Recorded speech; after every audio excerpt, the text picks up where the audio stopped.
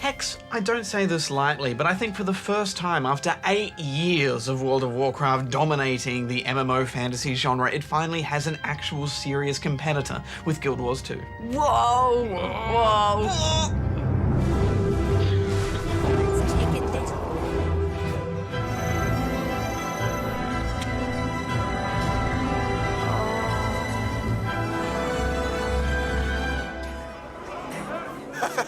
Guild Wars 2 has no subscription fees. It's a one-off purchase with optional cosmetic and boosting microtransactions, which are far from essential. I mean, this is a very important step for MMOs. Absolutely. Subscription fees mean commitment, and more, today's modern gamer doesn't want to be tied down. There's so much gaming choice out there. And as a bonus to no subs, this game is also very good indeed. And it's massive in scale. Environments are multi-layered, textures are crisp, and the views are beautiful. From the grass that's waving in the wind to the huge vistas. Oh, Baja, I was in slow pan heaven. You can tell that a game has a strong art team behind it when even the most boring of locations like a swamp are just beautiful to look at. Oh, and the reflections, Hex. Damn reflections.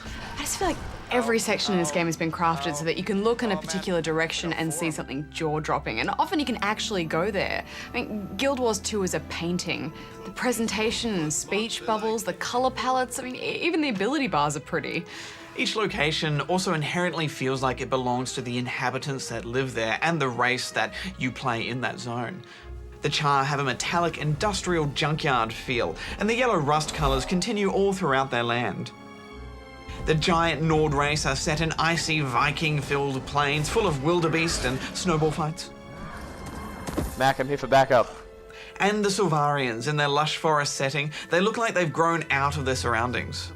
Hex, I love the design of this race, but I hated them. I hated the tree people. Everything is all awakening from a dream and fighting the nightmares. But for now, you live in the dream. Yeah, but Baja, I feel like you go into a nature-based race knowing these things. Oh no! Stop it! I like that thing! Stop it! I just really like that these weren't cut and paste fantasy races of just elves and gnomes and dwarves. For example, the Azura are a bit like gnomes, except they're much more uppity and proud. And like much of this game, their home world is so conceptually strong. This giant cube in the sky, oh, wonderful. And then there's the humans, which are often the most boring race in an MMO, but it needs to be there. And here I actually really liked them. I mean, their world is definitely the standout, with a huge city and just stunning views. Oh, that beautiful glass area with the hedges. It has been a long time since an MMO has made me want to just walk around and look at stuff and explore the world. And I thought the human zone might be a nice place to start a human male character, maybe a guardian class, and then look who decided to show up. I'll go. Captain Thackeray's never failed Divinity's Reach. Nolan Bloody North. Eat my dust! Don't get me wrong, he's an amazing voice actor. His work early this year in Spec Ops deserves some sort of video game Oscar, but get out of my fantasy, Nolan. Urge to kill rising! Yeah, I mean, it may just be that we have the fortune to play so many games, particularly with him in it, but when you're a human male and you've just got a bunch of other Nolan Norths all standing around you, it can get pretty crazy. Eat my dust! Eat my dust! Eat my dust! Eat my dust! Refreshing. Back to the world itself, there is so much variety here. You wander around exploring a forest and then maybe find some sort of nuclear reactor which has a giant world boss in it, a flame elemental that might take 30 people to kill, only then to notice a small cave and stumble into an underground Rat King village. This is fine level design, masterful work, when all of these zones feel unique, even in a small space, and they all connect together to make this world feel so cohesive with tunnels, and it's just wonderful. Yeah, plus they've managed to make underwater combat fun. Yeah, every time I saw a lake or a body of water, I just wanted to get in there and see what was underneath, and I'd always find something interesting, like this pipe organ.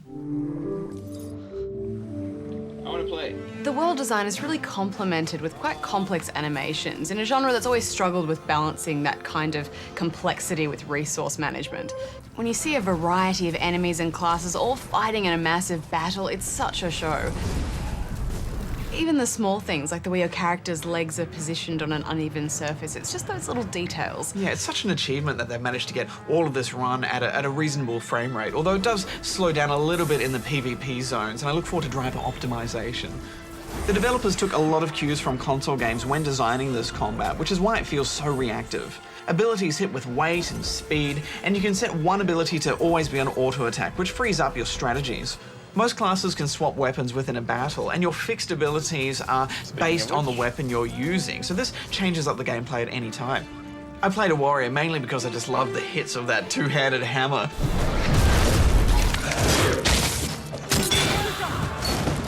But I can mix that up with a mace or an axe or two axes or a shield or a great sword. I can just combine all of these things and have different types of gameplay whenever I like. And that flexibility means that you're not going to get sick of those combat cycles, which is a very common thing in MMOs.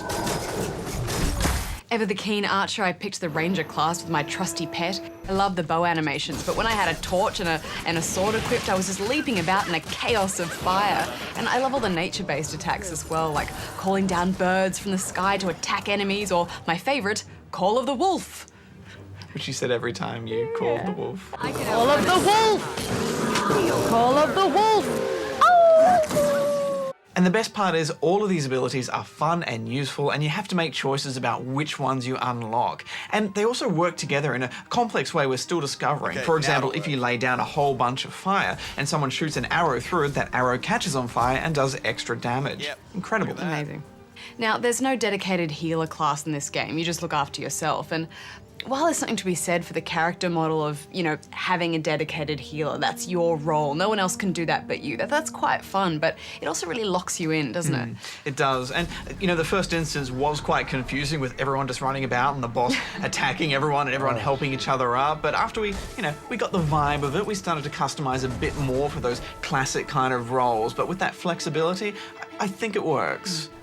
I did find it a little bit difficult to keep an eye on enemy AoEs, though. I mean, there's no beautiful wave indicators like we saw in Secret World. Yeah, they were very good, weren't they? And I found it hard because the animations don't telegraph that much.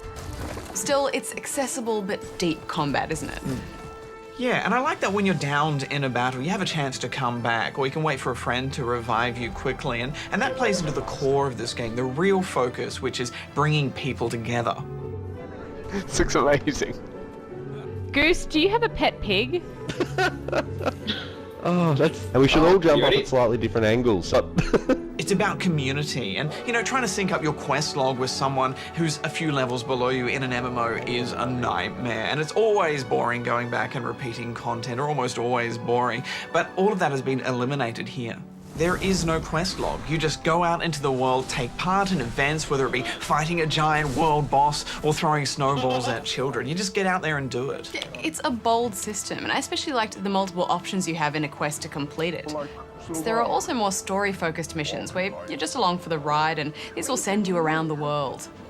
But you're not forced to stay in your current zone. If you have a friend in, say, the human zone, you can quest with them and still get rewards. And this is the thing which is the defining feature of this MMO that I think will shake up the landscape. Your level is lowered when you're in this area, so that might sound annoying. It's like you work for those levels and suddenly they're gone, but that means that you're not just one-shotting everything. So you and your friend feel like you're doing something together, and the rewards you get out of it are worth it. The XP is good, and also you get high-level gear. So this means if I'm level 30 in a level 10 zone, I'm still gonna get the odd bit of level 30 gear. Amazing. Yeah, you kind of love it and hate it, that level scaling, don't you? Because while it does promote group play, there is that sense of achievement that you used to get when you've completed an area and you go back to it and you're like, oh, I used to be small and puny in this area, and now I can one-shot everything. And now it's kind of like going backwards. Yeah, but you're still slightly tougher than the area, and at first I was really apprehensive about it, but now I've just let it go.